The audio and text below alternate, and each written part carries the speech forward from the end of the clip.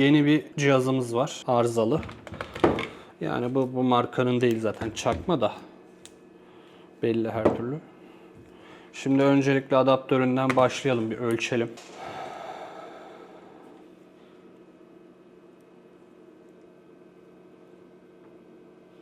...17.60 mıydı? 17.60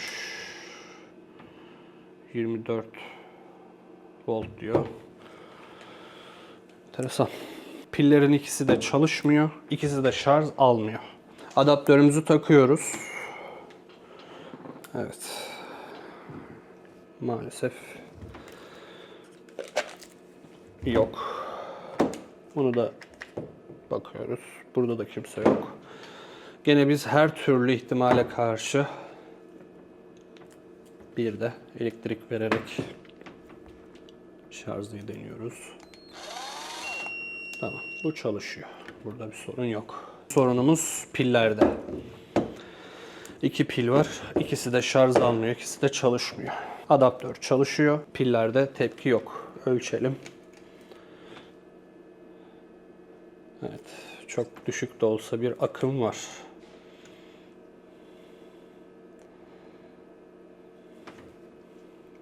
Buraya da bir bakalım.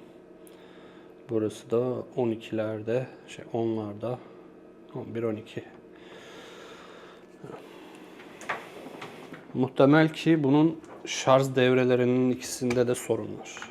Şöyle bakalım.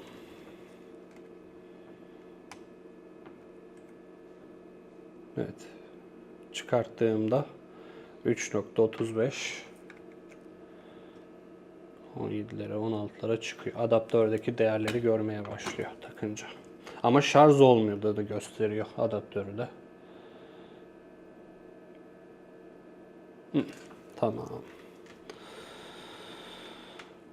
Şimdi şunun bir tanesini sökelim. Bakalım.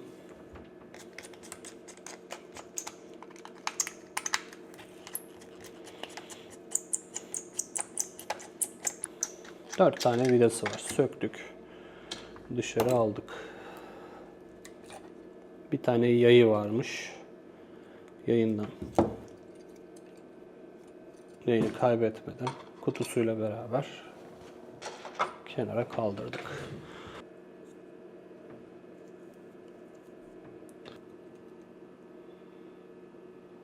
Evet, adaptörün akımı buraya kadar ulaşıyor. Ama pilleri şarj etmiyor. Bu sokette bir sorun olabilir. Bu artı eksi kutbuyla alakalı bir arıza gibi görünüyor. Bunun için komple lehimleri söküp kartı dışarı alacağız.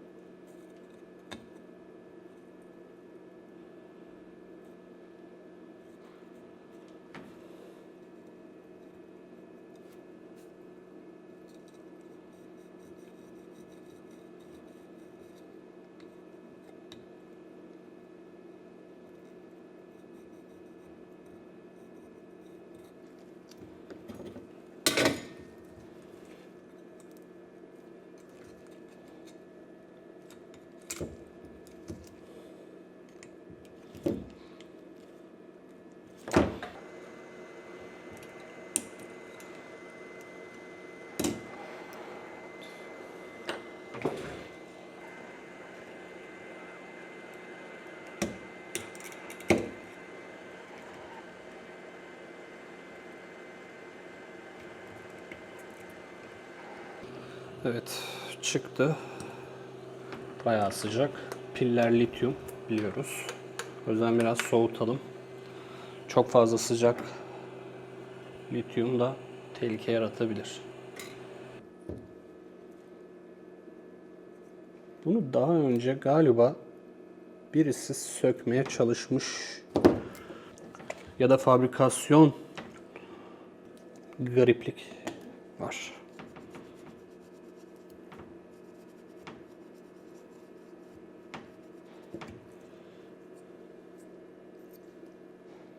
Evet.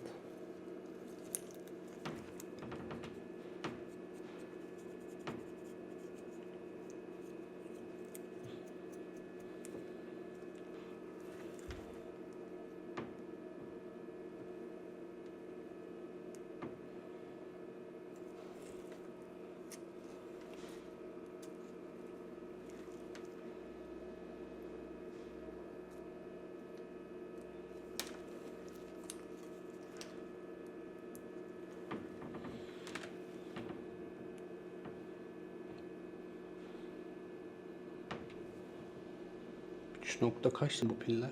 3.2 idi değil mi? Biri bozukmuş. Şu baştaki pilde şarj ediyor ama akım durmuyor, düşüyor sonrasında. Ben mesela demin bunu şarj ettim. 3.2'lere falan çıktı. Sonra tekrar buralara indi. Çok kısa bir sürede. Bu pil bozuk. Bu pili değiştireceğiz. Pilim var. Sağlam olduğunu düşündüğüm. Raftan buldum. Şimdi bunu sökeceğim ama maalesef benim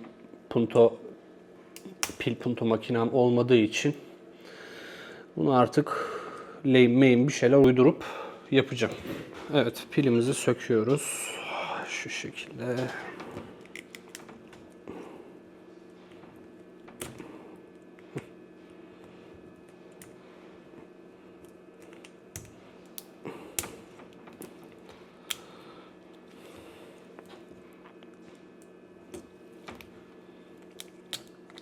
Artı yukarıda. Eksi aşağıda. Tek bacaklı olan eksi kutup. Evet.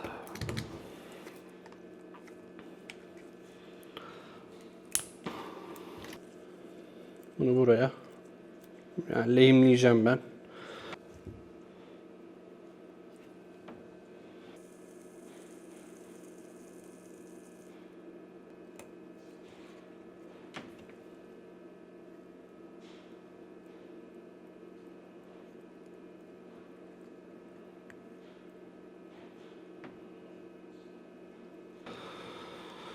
Tamamdır.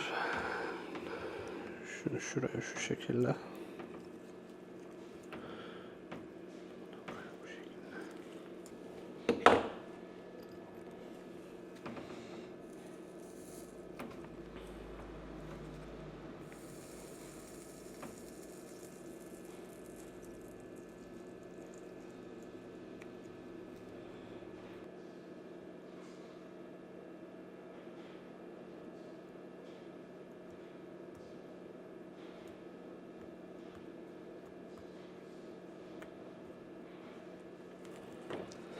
Evet. Şurasını bu şekilde yaptım. Burayı da bu şekilde yaptık. Tamamdır. Ölçümümüzü de yapalım. Evet, şu an çalışıyor. Bir sorun görünmüyor. Evet, şimdi testlerimizi de yaptık. Çalışıyor. Bir sorun yok. Alalım.